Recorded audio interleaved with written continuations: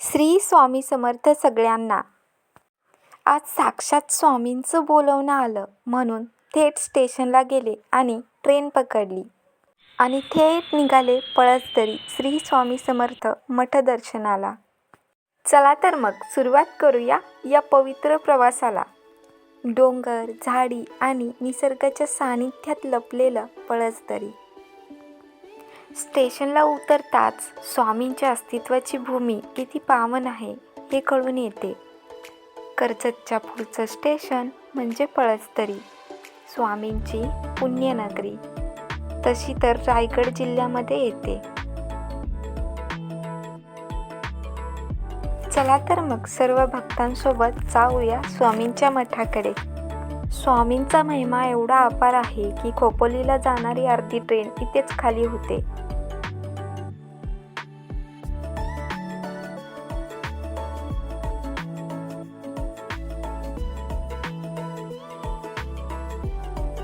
तर बघू शकता आपण आज मठाकडे चाललोय आणि माझ्या पाठीमागे किती गर्दी आहे बघा. आज शनिवार आहे त्याच्यामुळे एवढी गर्दी आहे. गुरुवारी तर खूपच जास्त गर्दी असते इकडे.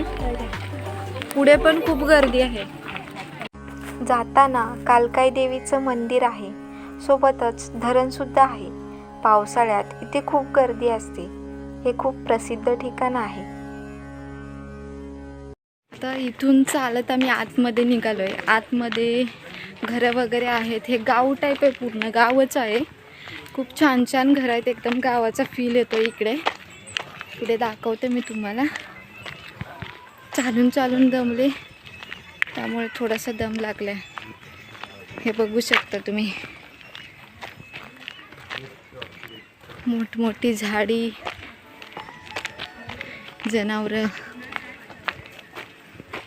आता इथून आपल्याला आतमध्ये जायचंय. दोन्हीकडून पण रस्ता जातो. इकडून पण जाऊ शकता तुम्ही, इकडून पण जाऊ शकता. स्टेशनपासून 10 ते 15 मिनिटं लागतात. इथे बाहेर घरगुती नाश्ता किंवा जेवण सुद्धा मिळते. जे लोक महाप्रसादासाठी थांबू शकणार नसतील ते याचा लाभ घेऊ शकतात.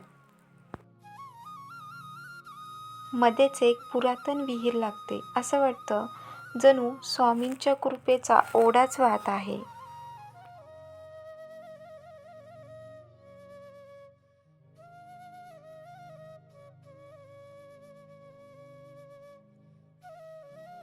वाटेत जाताना या मावशी अशा कमळ विकत होत्या. 50ला 3. मठाच्या जवळ आल्यावर एक वेगळीच ऊर्जा निर्माण झाली. मठाबाहेर चप्पल ठेवण्याची उत्तम सोय आहे आणि आत प्रवेश करताना पाय धुण्यासाठी नळ सुद्धा आहे. मग स्वच्छ पाय धुवून, पाय पुसून, मनात भक्तिभाव ठेवून मंदिरामध्ये प्रवेश केला. मनापासून भक्ती करायची म्हणलं की फक्त शरीरच नाही, मन सुद्धा तेवढंच स्वच्छ ठेवावं लागतं. ते म्हणतात ना, जिथे नांदे स्वच्छता तिथे वसे लक्ष्मी. तसंच काहीसं मनाचंही असतं. मला अक्कलकोटला जाण्याची खूप इच्छा आहे, पण स्वामींचं बोलावणंच येणं झाले. ते म्हणतात ना, अक्कलकोट वही जाते है जिनको स्वामी बुलाते हैं. आता बघूया कधी नशिबात आहे अक्कलकोट दर्शन. लवकरच स्वामी बोलवतील मला, याची खात्री आहे मला. भक्तांची गर्दी खूप असते, पण स्वामी सर्व भक्तांची काळजी घेतात. वटवृक्षाखाली स्वामींची सुंदर मूर्ती आहे. असं म्हणतात, श्रद्धेने 11 फेरे घेतले आणि मनात एखादी इच्छा बोलली की ती इच्छा पूर्ण होते. मठाधिपती स्वर्गीय दादा महाराज तरेकर यांनी आपल्या अनुयायांसह हा मठ स्थापन केला होता. असं म्हणलं जातं, स्वामींनी येथे 22 दिवस विश्राम केला होता आणि त्यांच्या सर्व लीला या बोर्डवरती लिहिलेल्या आहेत. चला तर मग आतमध्ये प्रवेश करूया. आत्ता सध्या आपण लाईनमध्ये उभा आहोत. गुरुवारी इथे खूपच गर्दी असते. गुरु कक्षात पोहोचल्यावर स्वामींचा हा जुना फोटो बघायला मिळतो. दर्शनासाठी रांगेत उभा असताना असं वाटतं जणू स्वामी आपल्याला शिकवतायत संयम राखायला. आयुष्यात प्रत्येक गोष्टीला संयम हा असायलाच हवा. आज जाऊन थेट स्वामींचं मुखदर्शन घेतलं. तो क्षण अगदी मनात टिपून गेला. कोणतंही संकट येऊ दे, स्वामी नेहमी माझ्या पाठीशी उभे राहतात, अगदी एक आईसारखे. स्वामींचे आशीर्वाद नेहमी माझ्या पाठीशी असतात. स्वामींची गादी पाहून असं वाटतं आजही स्वामी इथं विश्रांती घ्यायला येतात. त्यानंतर मी ध्यान मंदिरात गेले. थोड्या वेळ माळ जपली, ध्यान केलं आणि स्वामींची अनुभूती अनुभवली. इथे येऊन फक्त आणि फक्त शांतता मिळते. स्वामींच्या सानिध्यात सर्व दुःख विसरून जाते. खूप सकारात्मक ऊर्जा अनुभवायला मिळते. म्हणतात ना, जिथे शब्द थांबतात तिथे फक्त ध्यानच उरतं.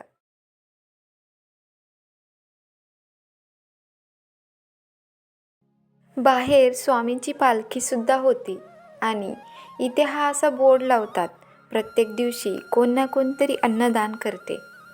त्या भाग्यवान अन्नदाताचे इथे नाव लिहिले जाते. इथे तुम्ही अन्नदानासाठी देणगी देऊ शकता. प्रत्येक पौर्णिमेला इथे दत्तयाग साकारला जातो. त्याचबरोबर काही विशेष मंत्र आणि सामग्रीने कार्यसफलतेसाठी पूजा केली जाते. दर्शन घेतल्यानंतर बुंदी, शेव आणि खडे साखरेचा प्रसाद असतो. चला तर मग आरती करून घेऊया. श्री स्वामी समर्थ महाराज की निघाले महाप्रसादाचा लाभ घ्यायला. इथे दर गुरुवारी, शनिवारी, रविवारी आणि पौर्णिमेला महाप्रसाद असतो. आतमध्ये गेलं की स्वामींच्या अप्रतिम अशा मूर्त्या पाहायला मिळतात. म्हणजे महाप्रसादाचा लाभ घ्यायला गेलं की जाता जाताही स्वामींचं दर्शन होतं. स्वामींच्या सोबतच अन्नपूर्णा मातेचीही मूर्ती आहे. बघू शकता तुम्ही स्वामींच्या विविध मूर्ती आहेत, फ्रेम्स आहेत. खूप छान वाटते इथं आल्यानंतर, एकदम प्रसन्न वाटतं बरं का. सगळं पाहून मन अगदी तृप्त झालं आणि मग आला हा स्वामींचा संदेश. ते पाहून तर मन खूप हलकं झालं. मग प्रसाद घ्यायची वेळ आली. खूप चविष्ट अन्न होतं. पोट अगदी भरून गेलं. मग बाहेर पडले आणि दुकाने बघितली तर तेथे विविध स्वामींच्या मूर्ती होत्या. छान छान अशा जपमाळा होत्या, विविध वस्तू होत्या, पुस्तके होती. हे पाहून तर मन अगदी भारावूनच गेलं. काय घेऊ आणि काय नको असं वाटत होतं. गुरुचरित्र, स्वामीचरित्र, सर्व पुस्तके होती देवांची. बाहेर बघा भाजीपाला, फळं खायला वगैरे ठेवलेलं आहे इकडे. आपण बघूया. काकडी घ्यायची तुला कितीला घे. 20 सुट्ट्या दादा वरचे पावटा पण आहे इकडं. पेरू, वावला, बोर, आंबा या सीझन मध्ये. वाव, इकडे पण आहे. मसाला लावून घेतला. नाही बस.